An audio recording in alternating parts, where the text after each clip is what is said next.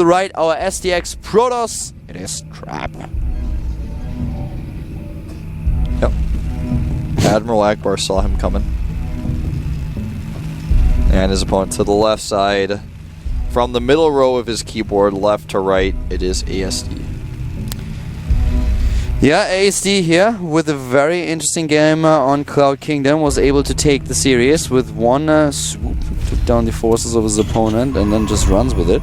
And now, of course, on a map like this, he has a bit of an advantage. Those players don't really like to play on Abyssal City, and for good reason. Yeah. We'll see how Trap plans to play this one. He probably didn't expect to go to game 3. At the very least, he probably expected to make strategies that would work for him in game 1 and 2 and to avoid game 3. Say it in a more politically correct way. I'm gonna go gate first.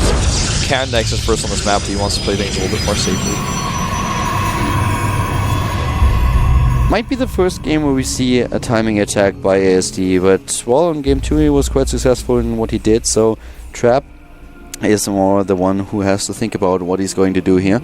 And well, the main question for Trap, of course, there are so many all-ins that you can execute as a Protoss player, but we have the second barracks by ASD. I was actually just about to say we might see a proxy play by Trap this time. We've seen beautiful games with a pylon on the low ground and just warp in onto the high ground on a map like this. Yeah. But ASD seems to be the one who is putting on aggression today. Yeah, no supply drop this time either. He's only going for 2 barracks, and the second barracks is very late and very far away. I don't think this is really going to do much at all. This is really designed to punish the Nexus first. But against a safe build the Trap has done, this is going to do very little. I don't really think he's going to do too much damage. The probe checks everywhere, doesn't see the barracks, of course, out of range. And he trapped the probe inside the main base, made sure that this Harvester is not going to survive. A poor sacrificial pawn that we have here. Yeah, that's just how it's played, unfortunately, for those guys. You know, at the beginning you have all these probes in your main base, all these workers, and then one of them is just drawing the short straw. Yep. It's like, sorry, I'm really sorry, but you're the guy who's going to scout today, and everyone's like, no, I don't want to. I have a wife and children. It's like, I don't care. I want to know what he's doing. Well, that's what happens with SCVs. Probes, they don't have emotion, they don't have wife and kids. They don't? Nah. Those probes are just made in a factory. Actually, they're made in a Nexus. But what about drones? Drones? I feel that they always have such a rich life ahead of them. They could actually become a hive. You never know. You never know. You could also be the Ultralisk Cavern. Yeah? I feel like being an Ultralisk Cavern is fine. We talked about this. The best thing to be is still a Spore Crawler. Yeah, because they can move off creep. They can travel. Yeah, you can see the world. You can also see things that are invisible. Yeah. But if not a Spore Crawler, then I want to be a hive. For me, if I were a drone, I think that I would want to be a Spire. I don't want to be a Spire because the first thing that everyone is attacking is the Spire. That's true. That's the first thing that falls. Usually no one bothers with the hive until you are already dead, because the hive takes so long to be killed.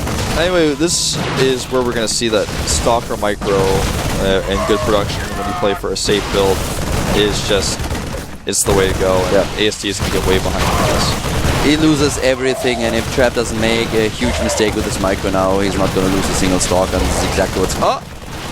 Maybe! Haha, nice. Trapping him in a corner.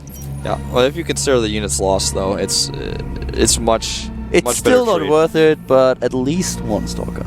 Could have been worse. Plus, with the Nexus finishing up this early now, with the Chrono Boost he has, he's going to have so much of a better economy. Ooh, and the Twilight Council. I think we're going to see Blink this time. Blink from 2 bases, getting the double gases at the natural as well. Yeah, it would make sense, right? I mean, you have 2 bases, and you know that you already have a little bit of a lead, so you could definitely go for the Blink here, especially on Abyssal City, where all these cliffs that we talked about work for a Terran player because he can use his Medivacs, but at the same time, the Blink build is very viable. You could also go DTs, but I'm feeling Blink here. Look at how the timing of his resource lines up now. He's got 150 gas right as it finishes. But since he added those gates, he's not actually going to have enough for Blink, so he lines up more for Dark Shrine. What's it going to be? Trap, Dark Shrine. I'm surprised. He has an advantage, but still, if the Dark Shrine doesn't do too much damage, then it's gonna be a little bit weird. On the other hand, I don't really think that ASD is going to expect the Dark Shrine build out of Trap. Yeah, he's just starting his eBay now. This game could get weird.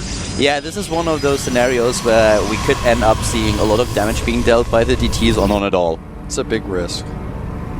The robotics almost makes it seem like he wants to use the Observer to warp onto the high ground with the pylon. If he does, that would be so good. He could also use a Warp Prism as well. Yeah. Again, I feel like Warp Prism are so underused even still. I mean, if Warp Prism, like some people are like, well, I'm going to use an Observer to get the high ground vision. I'm like, oh man, that sucks. And that also tips him off about DTs, starts a turret. Oh wow. But seriously, some people like to use the Observer to try to warp onto the high ground with a pylon, but you can use the Warp Prism for the same thing, and it can also be a pylon. Think about that. And it can also carry the units you warp in later to safety. Yeah, he makes the Warp Prism.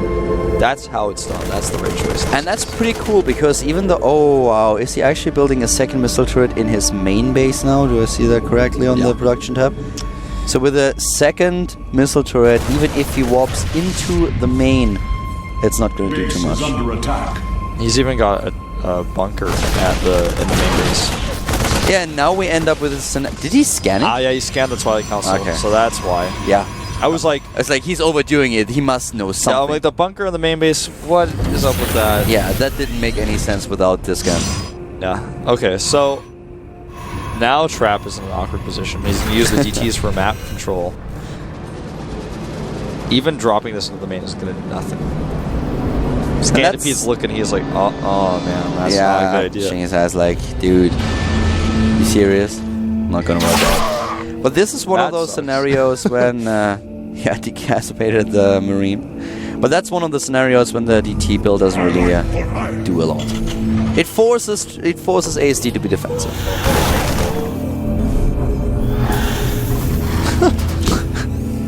Feeble DTs.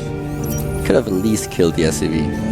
The DT kit is one of the units that can like make its attack animation sound, but then not actually hit anything. You know what I'm talking about? Yeah. Where did that DT go? Oh, he dropped it on the outside. Yeah, I was surprised for a second too. I was like, wait a second, just a few. It just had two in there. So it's the second one. But now the transition into the into the Colossi. He's gonna get some shots off on these non-combat shielded Marines right now. There's a scan and kills him. He has a pretty decent force here moving out. Yeah, he does. Because he doesn't waste his DTs as well, he's got a cool spot. A second Colossus, but we don't have range, right? He didn't start it yet. I don't think so, yeah. Yeah, now he starts it. Yeah. Starts the range upgrade now, but this is a tech that he didn't use in the last few games, and now we don't really have any kind of anti-air. There are no Vikings. So, but he saw it, right? I feel like, yeah, the scan revealed the Colossus. I'm not quite sure if it was in range, but I feel like it was. Well, let me check something really quick. There may be a way for me to know. No, I don't know if he saw it, actually. Yeah, he scanned there earlier. You tried to look at the vision range, right? Yeah, I want to see if he saw, for example, the robotic support bay next to it, because then if he had vision of that, then it would have meant that he would have had to see the Colossus, but... Yeah, no. So, but he doesn't produce any Vikings, so he might actually not know about it. Oh wow, the Warp Prism gets taken out, so DTs are not going to be the answer here. He can use them later, of course, and every single time there's a drop by ASD, Trap might decide to warp in a Dark Templar to pressure them. Here comes the second starport, so he wants to be flexible enough against the build that Trap chose here. Yeah, there's a lot of DTs on the map still to try to force him to use scans rather than mules as orbitals. The second upgrade wave is going to start for Trap now with his +1. Finishing up, he's got the second forge coming in, so he's got 1-1 down. He's obviously had his Twilight Council for a really long time, so he can start 2-2 at the same time as ASD, but with Chrono Boost, he should be able to pull ahead. Both of them at the same army supply, roughly. Same overall supply. Templar Archive now, another tech. Even the scan on the high ground, taking out... I feel that was an observer, not a DT. Yeah, it was an observer. But 3 base against 2. This is, of course, something that ASD is aware of. He has to the top right the scouting factory. And he needs to do something about it. He needs to hit at some point and make sure that this third base is not giving a Trap an advantage that gets him farther ahead in the game. With the upgrades, Double Forge is ready, so he can use the Chrono Boost now. He has 3 Nexi, that's a lot of energy. And here comes the drop play. Here comes ASD's weapon against this. But remember, we could see a few warped NDTs to deal with this, and there are also the Bioforces. Yep, he scans for just that DT over on the left side, but on the right side he goes in right where the Dark Shrine is, but also next to that Dark Shrine is a very important Templar Archives. Looks like he wants to go for the Dark Shrine. I don't think this is worth it. The positioning here of the bio units is really good though. This is a great trade for ASD. Yeah, these Zealots don't do too much, and one of them actually got stuck and didn't do anything. Most of them are really struggling against this, and the Stalkers are now suddenly a little bit exposed, and this gives Trap a lot to think about. He warps on the DT at the last second there, but I mean it was basically already over at that point. Bottom left, we also had a bit of an attack by Trap. Harvesters killed now for both of them 3. Not a lot. Upgrade advantage still good for Trap here. And the 4th base at the bottom left for ASD, so both of them in a very similar situation. Once again, the difference in supply, not really all that big. Yeah, not so much. Trap is trying to move out to catch ASD out of position, maybe. His 2-2 finishing now, and this cannon ends up being well worth its money. Yeah. This drop, though, is a big problem.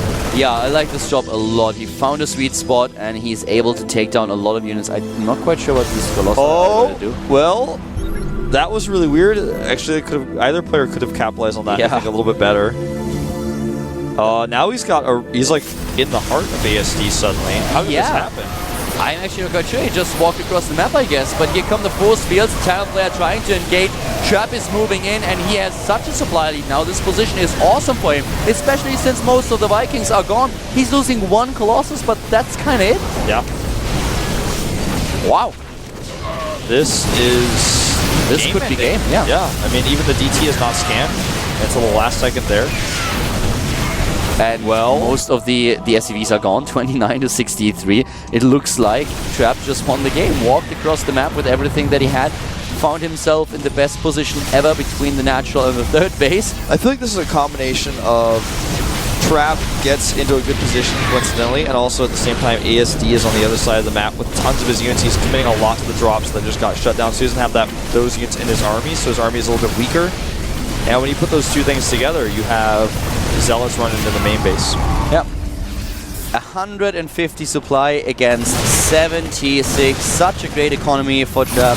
And ASD is really struggling. The FXO Terran, he knows that if he loses here, he is out of Code A. He wants to start some kind of combat, but Trap says no.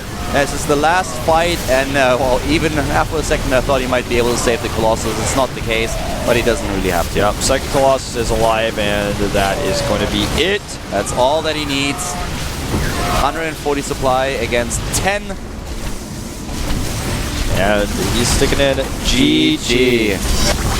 Game over, and we have 1 Protoss player advancing in our early session today here at the GSL Code A.